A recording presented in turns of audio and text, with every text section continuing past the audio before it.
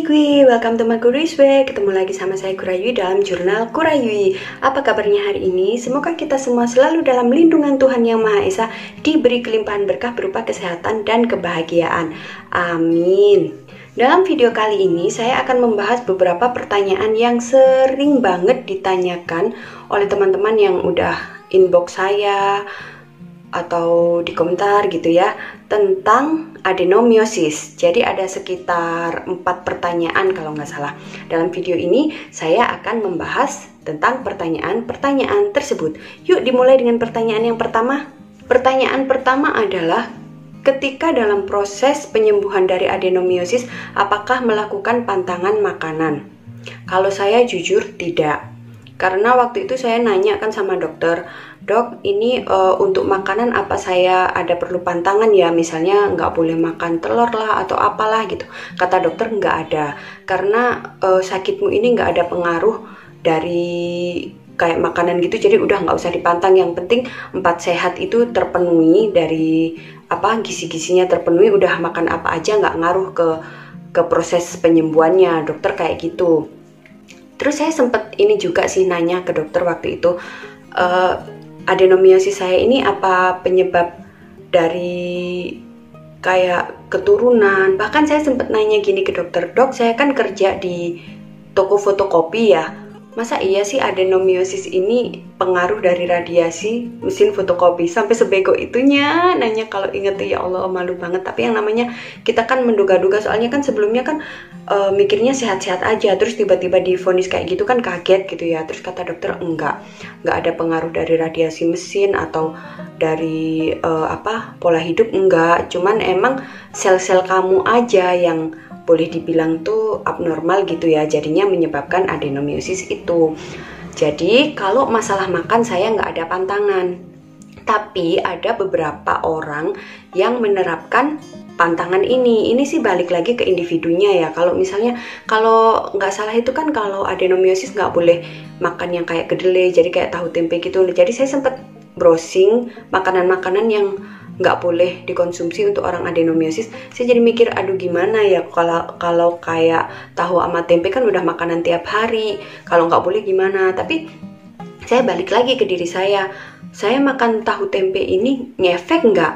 Ternyata nggak ada efek apa-apa. Ya udah, jadi saya balik lagi percaya sama apa yang diomongkan dokter, bahwa nggak perlu mantang makanan, yang penting gizinya terpenuhi, terus perbanyak buah dan sayur udah oke, sama perbanyak minum air putih itu udah nggak apa-apa. Jadi saya nggak mantang. Nah kalau teman-teman sendiri silahkan balik ke teman-teman, misalnya kalau pengen mantang ya nggak apa-apa, kalau sama dokternya disaranin mantang ya mantang aja gitu loh, karena disaranin itu kan pasti yang terbaik buat kita ya, jadi ya dijalanin aja. Terus kalau pola makan yang saya terapin apa? Tetap pola makan alkalin, karena waktu itu masih dalam perjuangan untuk sembuh dari GERD juga, memperbaiki lambung kan. Jadi pola makan alkalin ini udah pernah saya bikin videonya juga ya, silahkan dicek-cek dah. Pokoknya intinya 20% karbohidrat, 20% protein, 60% buah dan sayur, dan jangan lupa untuk banyak minum air putih. Diimbangi sama pola hidup yang baik, insya Allah bisa mendukung kesembuhan. Nah itu tadi ya. Pertanyaan yang kedua adalah pola makan apa yang diterapin.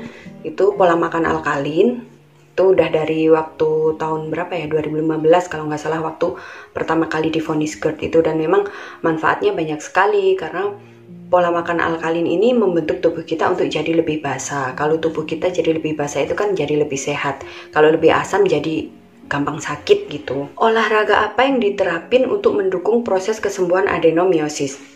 Kalau saya jalan kaki sama sesekali renang.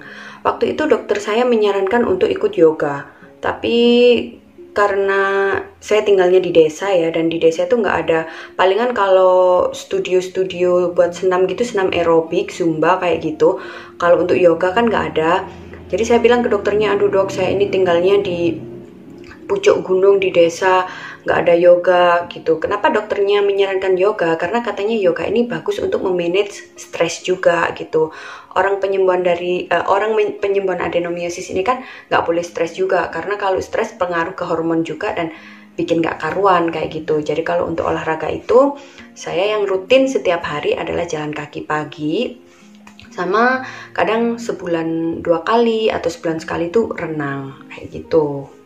Kalau aerobik enggak, tapi boleh deh kalau teman-teman mau atau ada wadah buat aerobik, zumba, nggak apa-apa.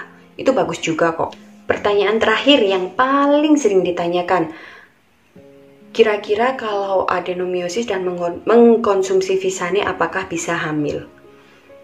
Ini saya nggak bisa jawab ya, soalnya jujur saya belum menikah, jadi saya nggak tahu bisa hamil atau enggak. Walaupun efeknya waktu mengkonsumsi itu emang kandungan kita dibuat nggak subur, makanya nggak mens gitu kan. Tapi waktu itu saya sempat nanya sama dokter, dok misalnya kalau nanti pengobatannya ini berhenti dan misalnya pengen punya anak itu apa bisa? Kata dokternya bisa, kan nanti setelah pengobatannya berhenti itu normal lagi gitu kan, udah mens lagi, rutin lagi, insya Allah bisa. Terus ada juga beberapa yang sharing ke saya di Facebook, di Instagram itu lewat DM gitu ya, lewat pesan.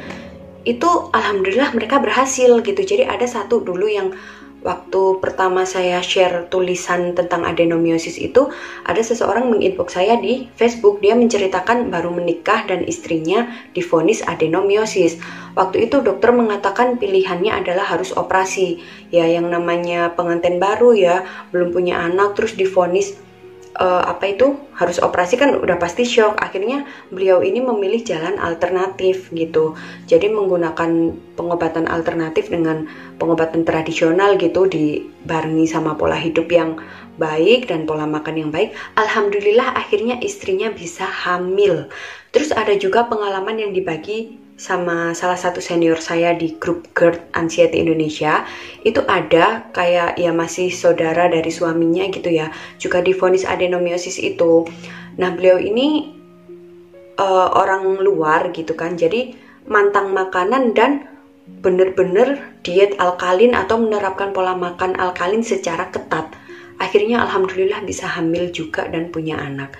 Jadi kalau ditanya bisa punya anak atau enggak pasca mengkonsumsi Visane, ya yang penting usaha aja gitu loh. Kan kalau kita setelah mengkonsumsi Visane itu siklus mens kan juga kembali normal. Usaha aja, usahain misalnya didukung dengan obat-obat herbal yang mungkin bisa untuk menyuburkan kandungan, terus pola hidup yang baik, pola makan yang baik, pola pikir yang baik. Insya Allah kalau memang kita ada jodoh dan rezeki pasti bisa hamil kayak gitu. Tuhan nggak akan menguji kita di luar kemampuan kita. Kalau kita berusaha dengan sungguh-sungguh, berdoa dengan sungguh-sungguh, insya Allah juga pasti ada jalan. Jadi itu tadi 4 pertanyaan yang sering ditanyakan sehubungan dengan adenomiosis. Semoga jawabannya bisa membantu. Mohon maaf kalau jawabannya kurang berkenan. Mohon maaf juga jika ada salah kata. Kalau misalnya ada pertanyaan lagi, boleh ditulis kolom komentar. Nanti kalau saya tahu bakalan saya jawab. Kalau saya nggak tahu, nanti kita cari jawabannya sama-sama ya. Terima kasih yang udah nonton video saya hari ini. Mohon maaf jika ada salah kata. Tolong dukung channel saya dengan like, comment, and subscribe. Dan bagikan video ini, siapa tahu bermanfaat untuk orang-orang di sekitar Shigui. Thank you. Bye-bye.